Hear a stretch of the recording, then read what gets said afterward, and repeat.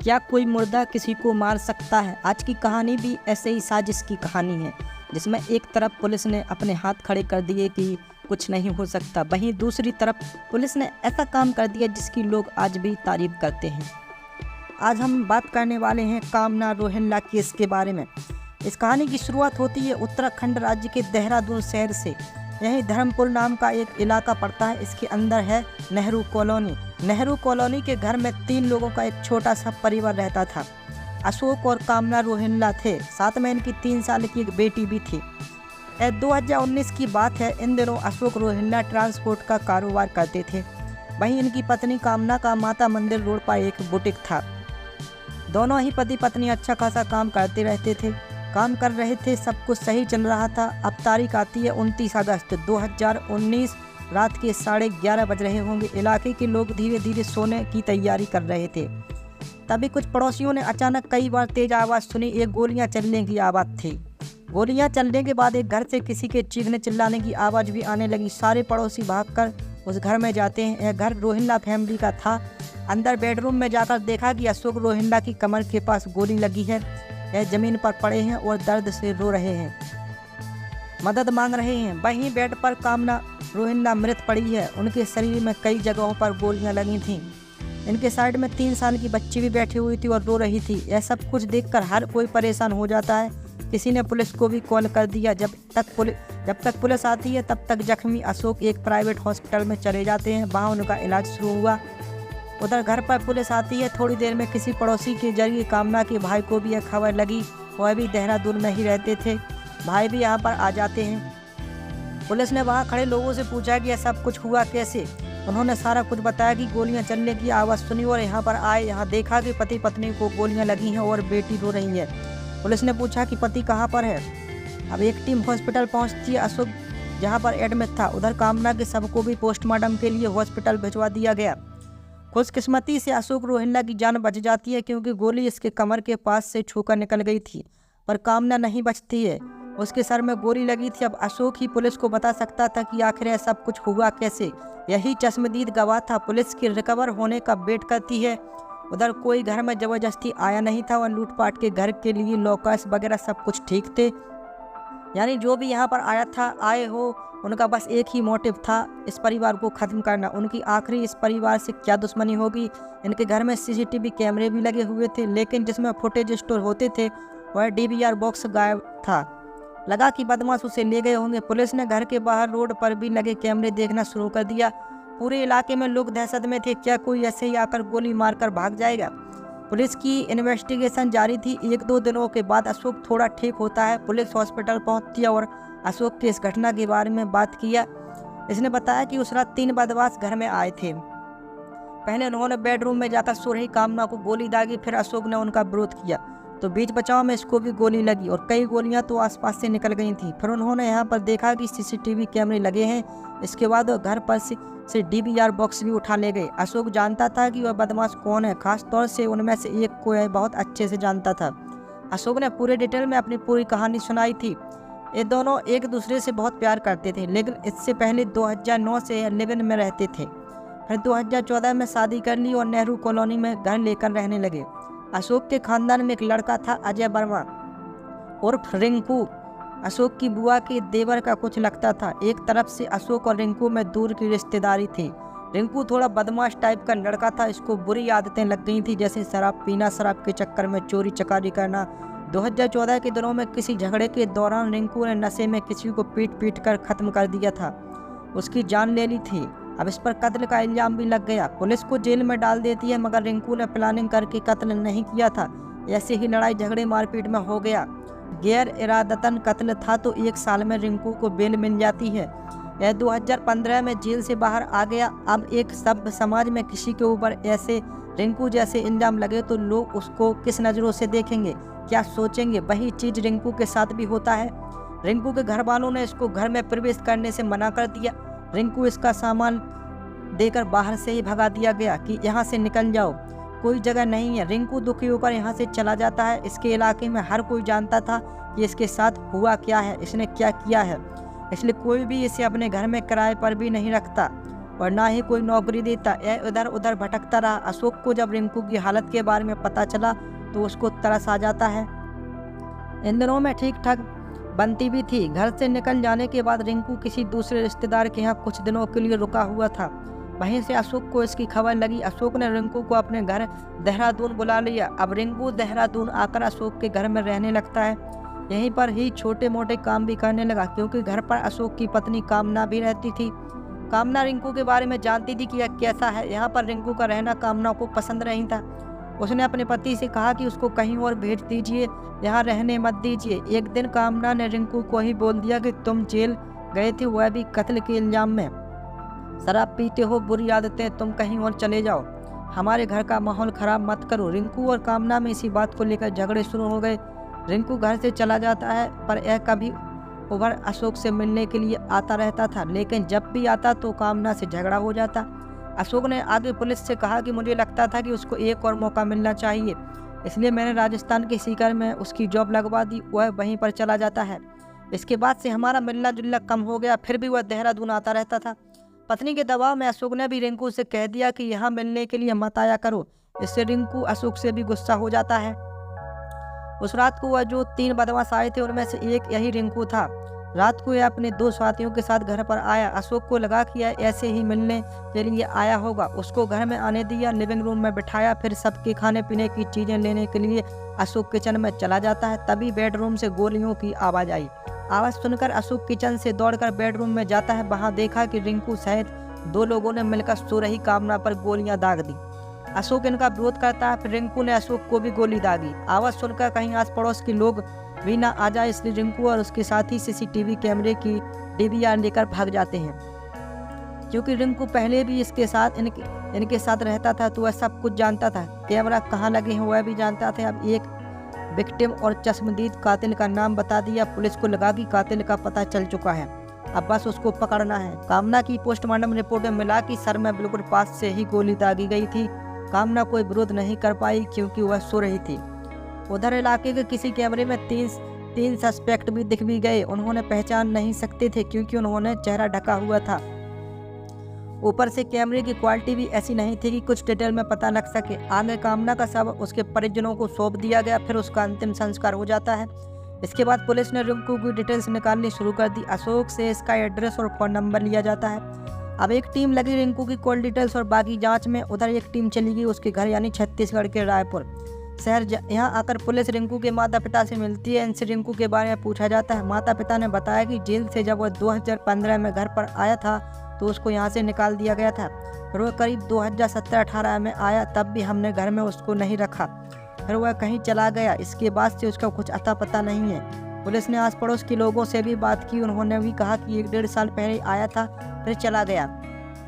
इन लोगों के पास उससे कांटेक्ट करने का कोई जरिया नहीं था। पुलिस वापस देहरादून लौट आती है। उधर टेक्निकल जांच में मिलकर रिंकू का फ़ोन करीब 10 महीनों से बंद है। अशोक ने जो रिंकू का नंबर दिया था वह भी बंद है, तो रिंकू के बारे में कुछ पता नहीं चल रहा था। उन्होंने सोचा कि एक बार अशोक के पड़ोसियों से बात किया जाए, शायद उनको कोई आइडिया हो रिंकू के बारे में। हर कोई इलाके में कुछ ऐसे भी लोग होते हैं जिनको अपने घर से ज़्यादा दूसरों के घरों की चिंता होती है। दूसरे के घरों में क्या चल रहा है उसमें ज़्यादा इंटरेस्ट होता है।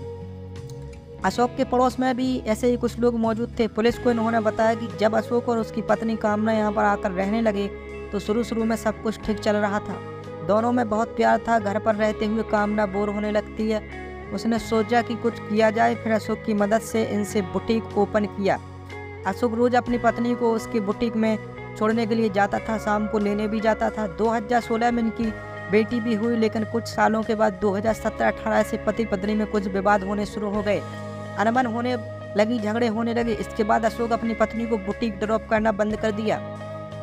कामना अकेले ही आने जाने लगी। यह सुनकर पुलिस ने सोचा कि हो सकता है कि रिंकू के घर पर आने से इनमें झगड़े होते होंगे, क्योंकि कामना नहीं चाहती थी कि रिंकू यहाँ पर रहे, लेकिन अशोक इसे रहने देता था। अशोक के अनुसार 2018 के नवंबर महीने में रिंकू चला गया था नौकरी करने। अशोक ने उसे काम दिलवाया था, उसके बाद उसका फ़ोन स्विच ऑफ हो गया।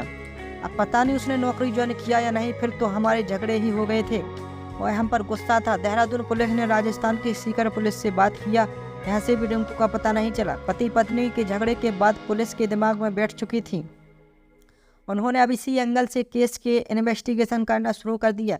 यह सब चीज़ें 4 से 5 दिनों के अंदर ही चल रही थी। अब पुलिस ने अशोक रोहिंडा की कॉल स्टोरी निकाली शुरू कर दी। अशोक हॉस्पिटल में ही एडमिट था। इसके कॉल डिटेल्स खंगाले जाते हैं क्योंकि यह एक ट्रांसपोर्टर था तो उसको कोई सारे कॉल्स आते रहते थे। पुलिस ने बारी बारी करके सबको देखना शुरू कर दिया। छानबीन करते करते पुलिस को अशोक के फ़ोन में 2 नंबर दिखाई पड़ते हैं। इन नंबर्स पर पहले बहुत बातें होती थी। कभी अशोक उनको कॉल्स करता था तो कभी वो लोग करते थे। लेकिन जब वो गोली चलने वाली वारदात हुई जिसमें अशोक की पत्नी का कत्ल हो गया, उसके बाद से इन दोनों नंबर्स पर बात होनी बंद हो जाती है। अब ऐसा कैसे हो सकता है? घटना से पहले बातें होती थी लेकिन अब नहीं। पुलिस हॉस्पिटल जाकर अशोक से इन नंबर्स के बारे में पूछती है। अशोक ने इसे देखा और बोला कि इसके दोस्तों के नंबर हैं, दीपक शर्मा और गौरव शर्मा। पुलिस ने सोचा कि इन दोनों से एक बार मिला जाए। अशोक सेन का एड्रेस लिया जाता है। दोनों दोस्त मेरठ के सरदना में रहते थे और यह अशोक के बचपन के दोस्त थे।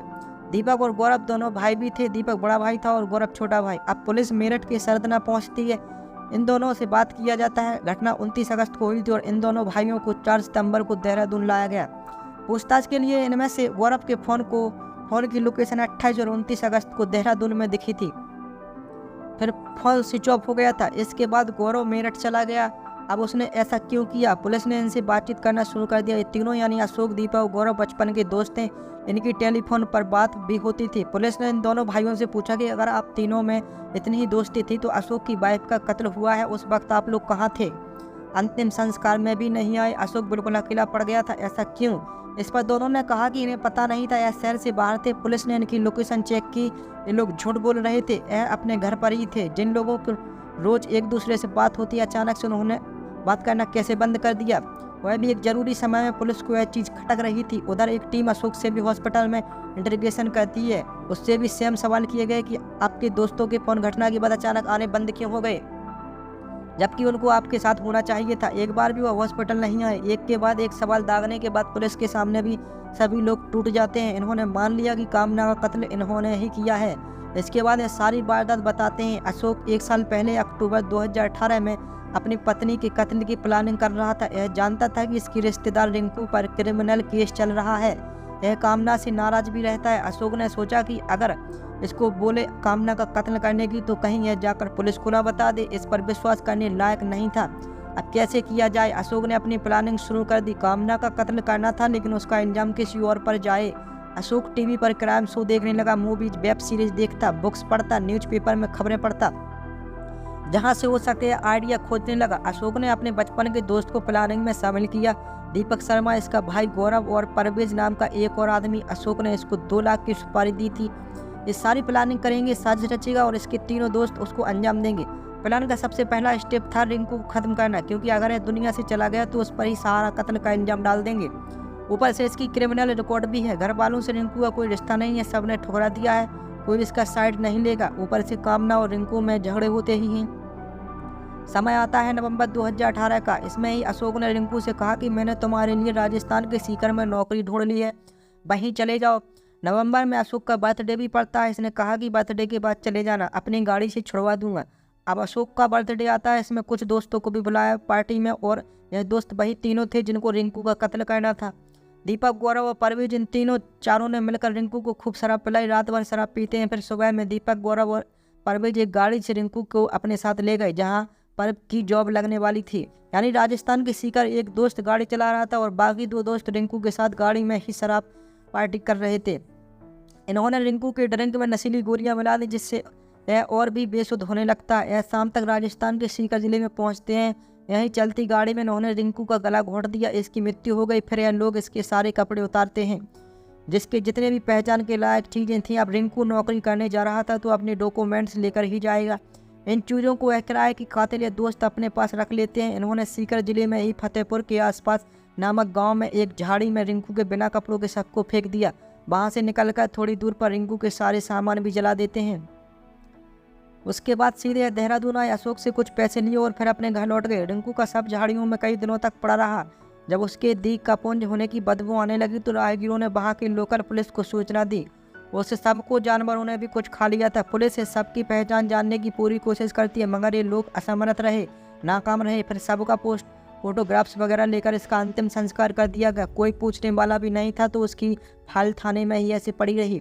इधर अशोक को अपनी पत्नी के कत्ल के लिए सारी प्लानिंग चल रही थी। अशोक जिनसे भी मिलता तो अपनी आप बीती बताता कि मैंने रिंकू को उसके बुरे टाइम में मदद की, लेकिन पत्नी के कहने पर उसको यहाँ से आने से मना किया तो वह मुझसे और मेरी वाइफ को जान से मारने की धमकी देता है।